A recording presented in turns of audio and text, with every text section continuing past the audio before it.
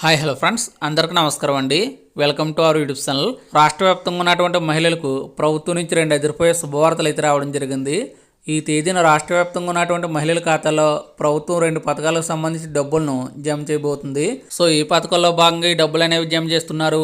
అదేవిధంగా ఈ పథకాలకు సంబంధించి ఎంత అమౌంట్ అనేది మహిళల ఖాతాలో జమ చేస్తారు, అలాగే ఈ పథకాలకు ఎవరు అర్హులు అనే విషయాలకు సంబంధించిన పూర్తి వివరాలన్నీ కూడా ఈ వీడియోలో మనం తెలుసుకుందాం. అయితే వివరాలకు వెళ్లే ముందు మీ అందరికీ ఒక చిన్న రిక్వెస్ట్ అండి.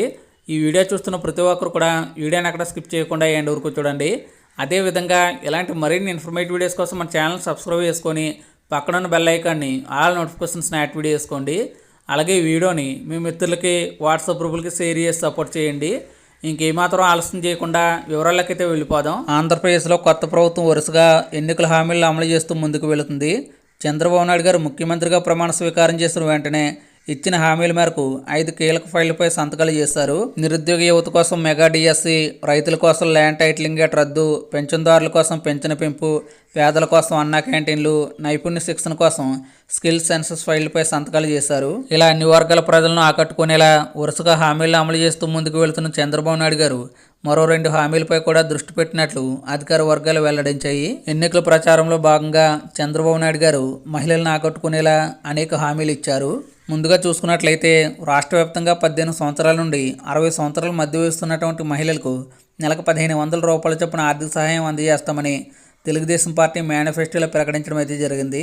అయితే ఈ పథకాన్ని వచ్చే నెలలో అమలు చేసే విధంగా కార్యాచరణ రూపొందించాలని ముఖ్యమంత్రి చంద్రబాబు నాయుడు గారు అధికారులను ఆదేశించినట్లు సమాచారం. ఈ పథకం ద్వారా రాష్ట్ర వ్యాప్తంగా 18 సంవత్సరాల నుండి 60 సంవత్సరాల మధ్య వస్తున్నటువంటి మహిళలకు నెలకు 1500 రూపాయల చొప్పున సంవత్సరానికి 12 నెలలు కావున 12 × 1500 సంవత్సరానికి మొత్తం 18,000 రూపాయల ఆర్థిక సహాయాన్ని ప్రభుత్వం అందించనుంది. అదేవిధంగా తర్వాత పథకం చూసుకున్నట్లయితే తల్లికి వందనం.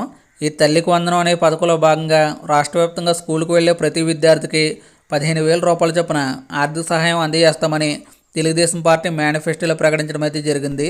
ఈ పథకంలో భాగంగా ఒక ఇంట్లో స్కూల్కి వెళ్లే విద్యార్థులు ఎంతమంది ఉన్నా ఒక్కొక్కరికి 15,000 రూపాయల చొప్పున ఆర్థిక సహాయాన్ని ప్రభుత్వం అందించనుంది.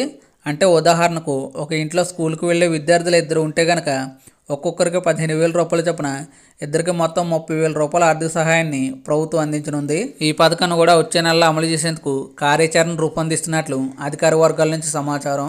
సో అంతా సవ్యంగా జరిగితే వచ్చే నెలలో 2 పథకాలకు సంబంధించిన అమౌంట్ను ప్రభుత్వం మహిళల ఖాతాలో జమ చేయనుంది. సో ఇదండి ఓవరాల్ టాపిక్. ఈ వీడియో కనుక మీకు నచ్చినట్లయితే లైక్ చేసి షేర్ చేయండి. అదేవిధంగా ఇలాంటి మరిన్ని ఇన్ఫర్మేటివ్ వీడియోస్ కోసం మన ఛానల్ సబ్స్క్రైబ్ చేసుకొని ఫాలో అవుతుండండి.